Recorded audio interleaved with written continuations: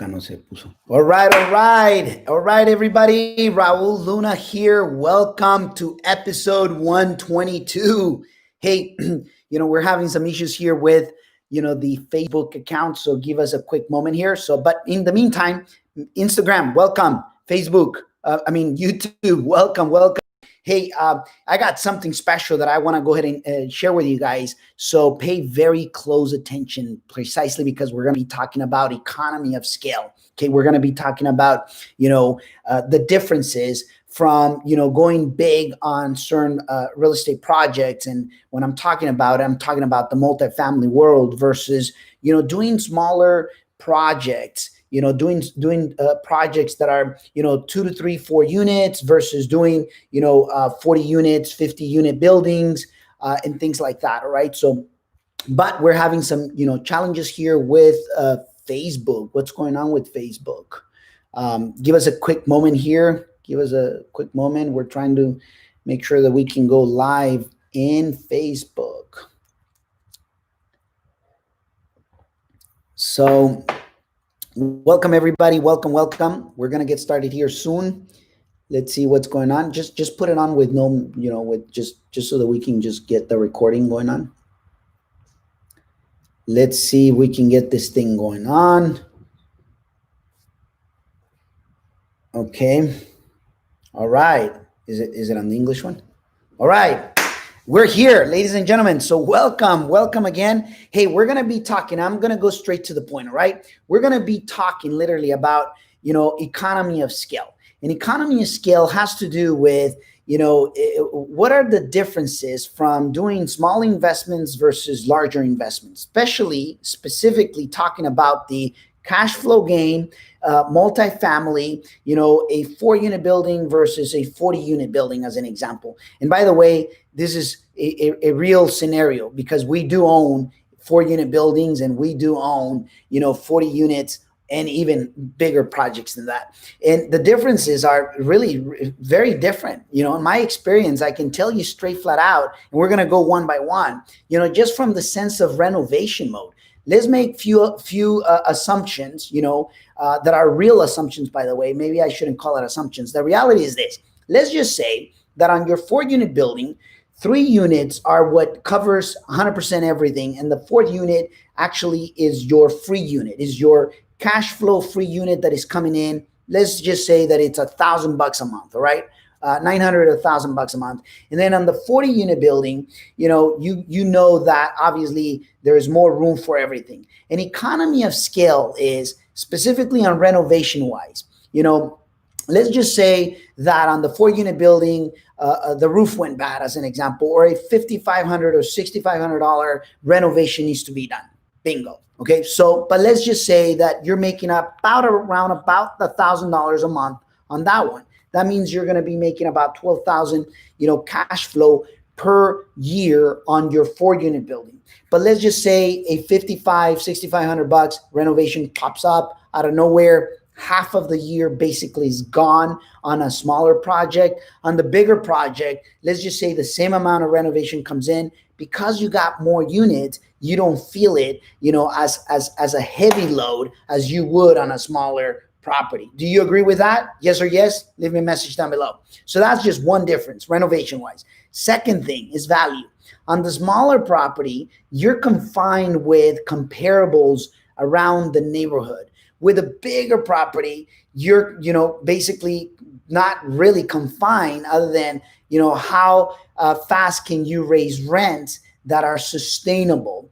And guess what? The value will go up as fast as you put those rents up again, right? So that's a second difference. Third difference, it's vacancy. If you got one vacancy on your 4-unit building, that's it. Your profit is gone for that month or couple months or whatever that is.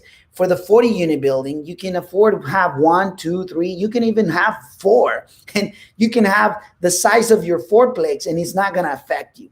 So that's another difference. How about, on debt, the debt load? On a 4-unit building is actually a little bit harder to get than it would be on a 40-unit building. To give you an example, on a residential side, there, the bank actually sees you as, do you have great credit, do you have your ability to pay, and things of that nature. In a bigger project, is really more is the property. Can the property pay for the loan? Does the operator has the experience, has the management experience as a business side and as a property management side, more so than anything else. So it's better terms, in the lending side on bigger projects than on the smaller projects. That's another difference. And then the rents. Let's just say you can raise $50, nothing major. $50 times 4, that would be $200 or $200 a month on the smaller property times 12. That means that in the entire year, you can have $2,400 on the smaller 4-unit property versus $50 on a 40-unit building. That's $2,000 per month times 12. That's $24,000 a year difference.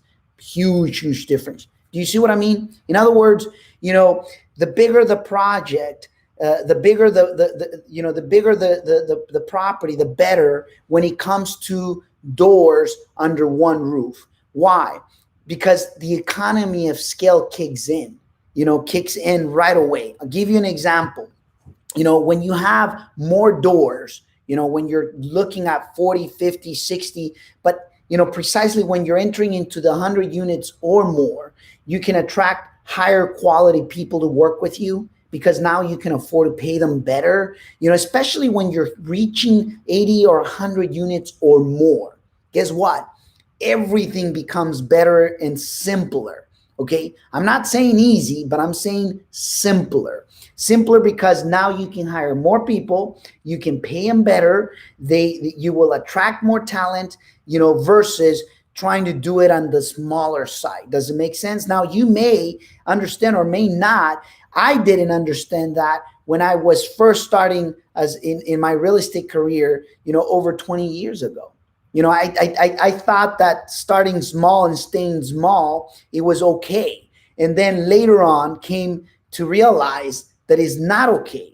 Because if you don't go big, you're not going to attract, the right leadership and people into your, into your database, or into your, not database, but into your environment.